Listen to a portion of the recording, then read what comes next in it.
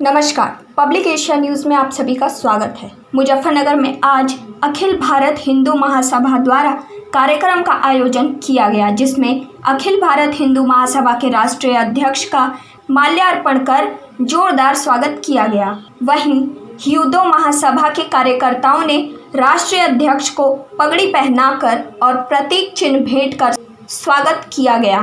कार्यक्रम में उपस्थित प्रदेश अध्यक्ष और मंडल अध्यक्ष के अलावा सैकड़ों कार्यकर्ताओं ने भाग लिया। जी अध्यक्ष जी, मुजफ्फरनगर आना हुआ है, किन मुद्दों को लेकर प्रेस वार्ता की जा रही है? प्रेस वार्ता तो जैसे कि आपकी जानकारी में हो है कि कोरोना काल चल रहा था और कोरोना काल में हमारे जो कार्यकर्ता थे काफ़ी ठंडे हो गए थे, सुस्त हो गए थे। उनके अंदर एक जोश भरने के लिए, उसके अंदर एक नई उमंग भरने के लिए, और अभी सेशन शुरू हो गया है पार्लियामेंट का, तो उसके अंदर भी हम कई डिमांड करने जा रहे हैं। तो एक आशा करता हूं मैं प्रदेश अध्यक्ष से कि हमारे जो 37-38 ज़िले अभी कंप्लीट तैयार हैं, तो हर ज़िले से, क्योंकि जैसे दिल्ली में तो हमने कल धरना प्रदर्शन किया और प्रधानमंत्री, गृह मंत्री और राष्ट्रपति को हमने ज्ञापन दिया है कि भैया इस सत्र के अंदर जनसंख्या नियंत्रण कानून लाए और पास करे, क्योंकि आज इसकी बहुत ज़्यादा आवश्यकता है। तो मैं यहाँ के कार्यकर्ताओं में आज जोश भरने आया हूँ, उमंग भरने आया हूँ कि तुरंत इकट्ठे हो जाएं। और अब कोरोना काल के बाद जो उत्तर प्रदेश सरकार ने और केंद्र सरकार ने 100 आदमी तक की इजाज़त हमें दी है, तो 100 ही इकट्ठे होकर, ज़रूरी नहीं है कि हम 200 हो, 500, 1000 हो, लेकिन अपनी आवाज़ केंद्र सरकार तक पहुँचाएँ।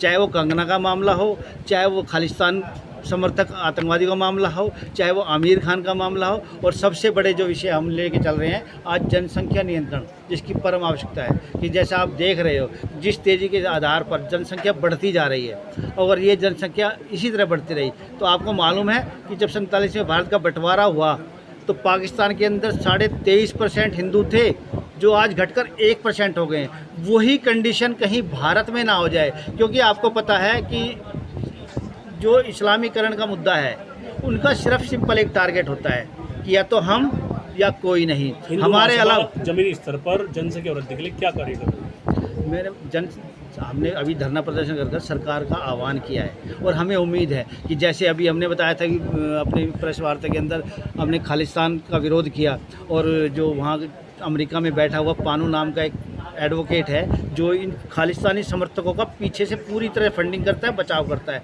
उसके गिरफ्तारी की मांग हमने की थी और उसकी संपत्ति को अधिग्रहण की हमने मांग की थी। तो 3 दिन बाद ही भारत सरकार ने हमारी मांग को मांगते हुए उनकी संपत्ति को अधिग्रहण करने का आदेश पारित कर दिया है। ऐसे ही हमें लग रहा है कि अगर हमने आवाज़ उठाई है, क्योंकि आज को मालूम भी होगा कि आपको जब बच्चा रोता है तो माँ दूध जब पिलाती है।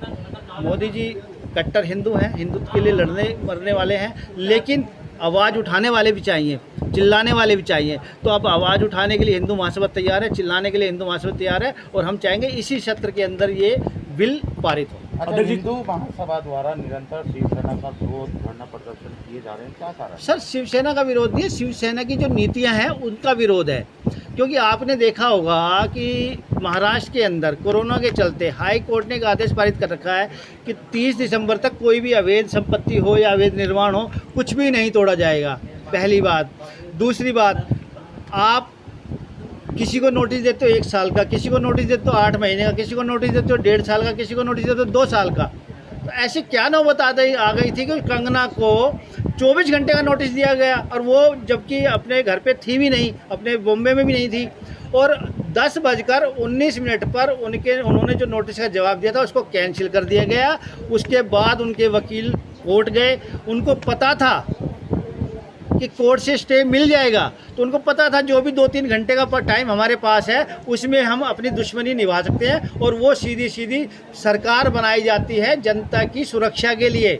लेकिन ये जो सरकार शिवसेना की कार्य कर रही है, ये जनता की सुरक्षा नहीं कर रही, ये सीधा सीधा गुंडागर्दी कर रही है, और ये गुंडागर्दी का ही परिणाम है कंगना का मकान टूटना। अच्छा, जिलाध्यक्ष की बात करें तो शिवसेना के जिलाध्यक्ष का भी मामला काफी गर्मा रहा है, आरोप लगा रहे हो फर्जी संगठन पर, क्या कहना? फर्जी संगठन तो असल में क्या होता है कि और ये जो दावा किया जा रहा है कि 5 करोड़ का मानहानि का दावा आपके द्वारा किया, तो क्या मामला है? देखो, ये एक जिले की लड़ाई है, जिला अध्यक्ष की लड़ाई है। जैसा कि मेरे को भी ज्ञात हुआ है, हमारे प्रदेश अध्यक्ष ने हमें बताया है कि उसने ऐसे ऐसे आरोप लगाए हैं, और आप भी जानते हो कि पिछले 10-12 साल से मैं कंटिन्यू यहाँ आता रहता हूँ। हर साल भगवती जागरण शिव चौक पे होता है, आज से नहीं आ रहा मैं, तो इसको आज फर्जी क्यों नजर आया जब हमने शिवसेना की शव यात्रा निकाल दी।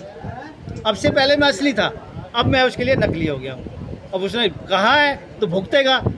हमारे यहाँ की जो जिला इकाई है उन्होंने उसको 1 करोड़ का मानहानि का नोटिस दिया है। अब देखते हैं, जवाब देगा तो ठीक है, नहीं तो आओ भैया कोर्ट में, असली और नकली। क्या आपके द्वारा भी 5 करोड़ का नोटिस दिया गया है? नहीं, देखो ताजा और रोचक खबरों के लिए यूं ही जुड़े रहें हमारे साथ। और हाँ, हमें सब्सक्राइब करना ना भूलें।